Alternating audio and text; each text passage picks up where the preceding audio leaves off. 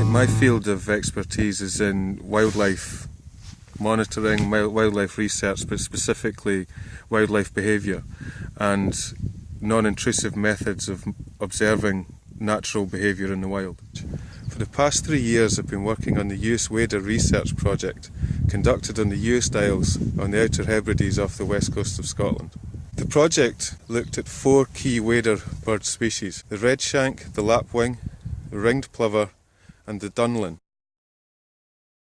The research was conducted over 3 years and that we had to produce a methodology for observing nest outcomes, hopefully from start to finish, to see how successful the parents were, what factors were affecting the nests.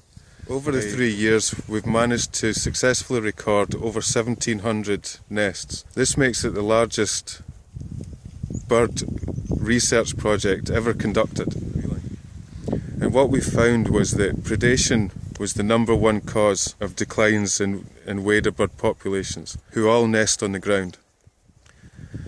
The main predator we found on South Uist was the hedgehog.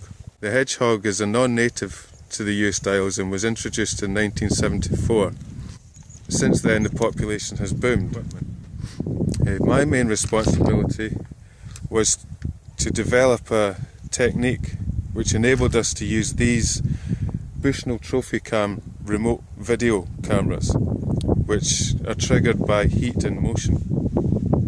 What we also used in the nests is a thermochronometer that we were able to locate within the base of the nest, and it takes a temperature recording every 5 minutes. And this, combined with the video footage, established a clear pattern of timings of predations. And this led to us discerning that from the 1,700 nests, over 60% of the predations on South Uist were by hedgehogs. We also brought, apart from the equipment, were traditional skills.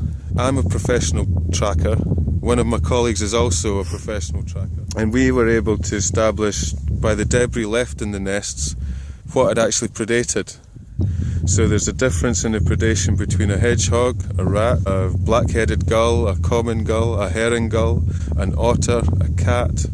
Hedgehogs are non-native to the Uist Isles. They were introduced here in 1974. So how can we manage the hedgehogs? So we devised a capture and translocation project, which means that we're going to do live capture of hedgehogs, remove them from the island, take them to the mainland and release them to the mainland. Being able to catch a hedgehog is harder than it may sound.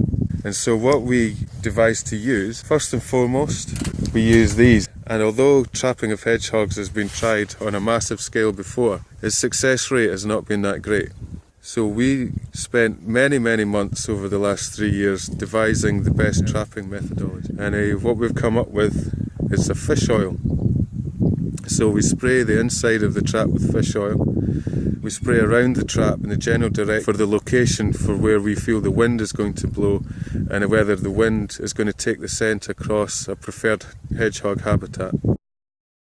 Very well camouflaged, so all the metal of the trap enclosed, so we cover it in turf and we dig it in at a downward angle so that the rear of the trap is slightly lower than the front of the trap. And this has proven very successful, but of course it doesn't get every hedgehog.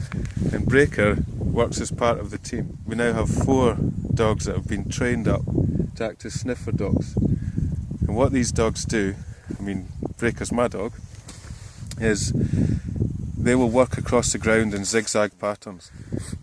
And rather than trying to pick up a hedgehog or attack a hedgehog, they've been trained to mark it. So if they find a hedgehog, what they'll do is they'll sit. They just sit and stare at it. And when you call them to move on, they look at you, look back at the ground, and so they force you to go and see. So once they've got a hedgehog, we then can remove the hedgehog from the field. We give them a bit of praise, a bit of a pat and a play, and then we move on. So it's been an excellent project to work on, and I hope to be on it for many years to come. Thank you.